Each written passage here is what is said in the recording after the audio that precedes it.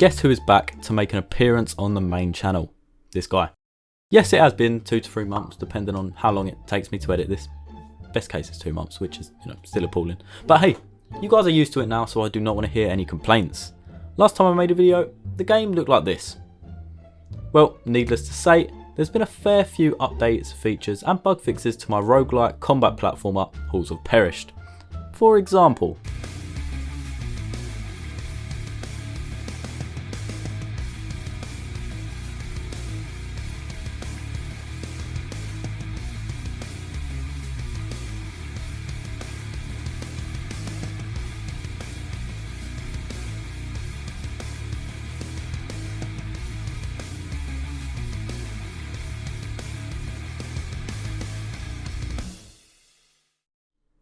yeah, it's looking decent. So while I think about where to take the project from here, it's only fair if I give you guys a little update. Specifically on one of the biggest features in my game, the spiral. Today I'm going to break it down for you and offer an insight into some new enemies and who knows what else. Stay tuned. Hey guys, Blakey here and welcome back to another video. I actually cannot wait to show you what I've got in store, so no more faffing about. So what is the spiral? Well, I'm glad you asked, my friend. The spiral is a deep, dark hall hidden within the depths of the dojo our player is in, where the only current known way out is death. The spiral seemingly holds a never-ending waves of enemies that emerge in random combinations with dozens of different enemy types, all with multiple variations. In short, the spiral is an endless enemy wave spawner, with hundreds of possible enemy combinations and endless variations of enemies. And the beauty of it, it's different every time. Meaning I've embedded a roguelike element into my game, and I've got to say I'm pretty happy with it. And if you want to play it, go join the Discord down below and you might just get to. But how does a spiral work? Well, I'm going to break this down into multiple components. So we've got power-ups, weapons, enemies, their variations and the spawner system itself. And inside of each of these we have many different systems that work together. And believe me, there's many. So let's start with weapons. The first system I developed in this game months ago. And I'm not going to spend too much time talking about them, as I spent a while talking about them in the last video, which I would recommend to watch before this one. In fact, go and watch it right now. Follow me, no! Watch it. Essentially, we have different melee weapons, guns and other types of machinery in the player's arsenal to take into the spiral. Now the last thing they choose before they enter is a power card. Currently there are 4 cards, soon to be more, all with unique names. Some give health boosts, others give unique mechanics, but we aren't going to be focusing on those for today's video. Maybe you can get an idea of what they do from the icons. Now before players even enter the spiral, they have hundreds of combinations to choose from. And now we get to the good part.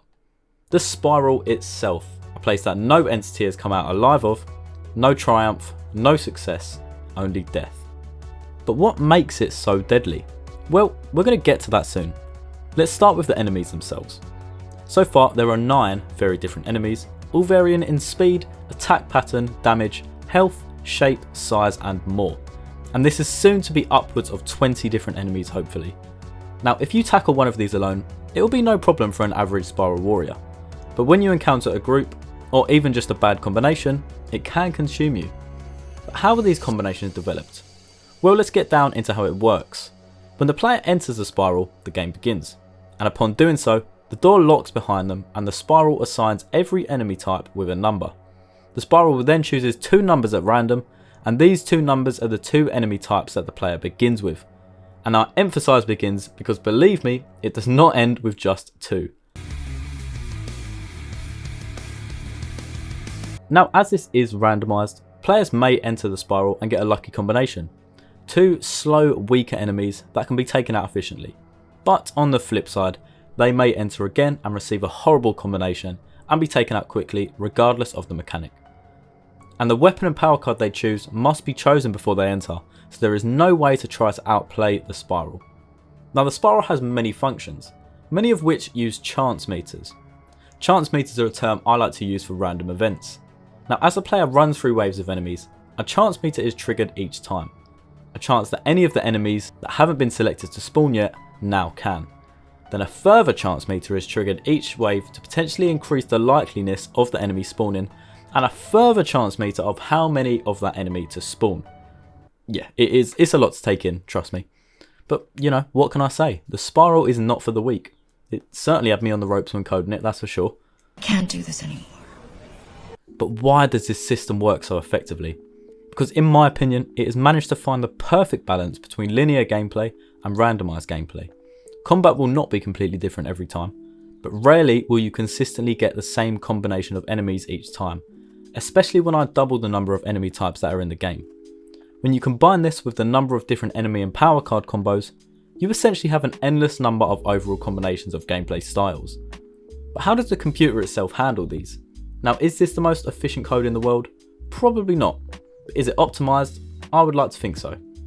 This is because in each wave, the Spiral scans for every enemy currently alive and puts them in a list. It then removes them from the list as they die. It will then remove all of the null spaces left in the list and repeats this process until all enemies are dead and the list reaches 0. At which point, the cycle restarts with a fresh list and no backlog of game objects. So that's great. Clap for me! Oh, he clapped! Now, one problem I did face was choosing whereabouts the enemy would spawn. And this is an ongoing system that I'm still improving upon. But so far, the Spiral uses a really great function in place that, alright, bear with me. It uses 2 vector 2s, one for size and one for area. I define these vectors in the editor, and the system then uses these vectors to create a vector 3, which combines the area and a new vector 2, which uses the random.range function to divide the size by 2 on the x and y axes. This is really hard to describe and even harder to explain why it does this, but essentially I can visualize the area I want enemies to spawn inside and adjust this accordingly. This code was a combination of Stack Overflow and 4am big brain time, and it does the job. And in the Spiral, there is 3 areas where enemies can spawn, giving the player a little breathing space and adding some depth to the Spiral. Now, I think it's time we have a short interval where we just move away from the dangers of the Spiral and we focus on a small glimmer of hope that shines upon us. Health boosts. Now, these health boosts provide the player with a lifeline, a way to continue their journey into the Spiral, and could even be the difference between life and death. But on the flip side, it could be completely useless and drop when the player is already at full health. That's because this is also decided via a chance meter. Past room 3, there's a small chance of it dropping in, and if you are past room 10 and you have less than 30 health, there is a further chance it will drop, as the Spiral doesn't want to be too tough, you know? But enough of that. I think it's time to expose more of the brutality the Spiral has to offer. Specifically, enemy variations. And this goes for every single enemy in the game. There is no escape to the increase in aggression the player faces. Every enemy currently has 3 variations: its normal form, its armoured form, and its aggressive form. The armoured variation is an increase in health, and its aggressive is an increase in damage. And these can be visualised via the outlines of the enemy, which is actually a very cool shader. So I didn't have to create extra animations, as this would have been very time consuming. Now, to start off with, the Spiral will only drop in enemies in their normal forms. They will only get to tackle armoured forms from room 8, and even then that is only the bomb enemy, Sphera. For other enemies, this ranges from room 10 all the way up to 18. Now, when the most daring of players make it up to such a number, the aggressive enemies will begin to creep in. Those who have the health of a normal variation, but the damage to kill a man. These variations often force a change in player patterns and playstyles, as just 1 or 2 hits from the wrong enemy could end a run. So every action you choose, right from when you pick your power card, is crucial. And what's great is the Spiral encourages experimentation. The more you play, the more you learn, and this level of discovery is endless, as new combinations will present new opportunities, many of which even I will never know. For example, my current favourite combo is to choose Fragilis, a power card that sets your health to just 1, with a trade-off of every enemy in the Spiral also having a health of just 1. So it's a high risk and high reward. Combine this with the Moa weapon, which doesn't even require an attack prompt, and you have a run and gun strategy which can just tear through enemies, at the risk of having a run ended from 1 wrong move.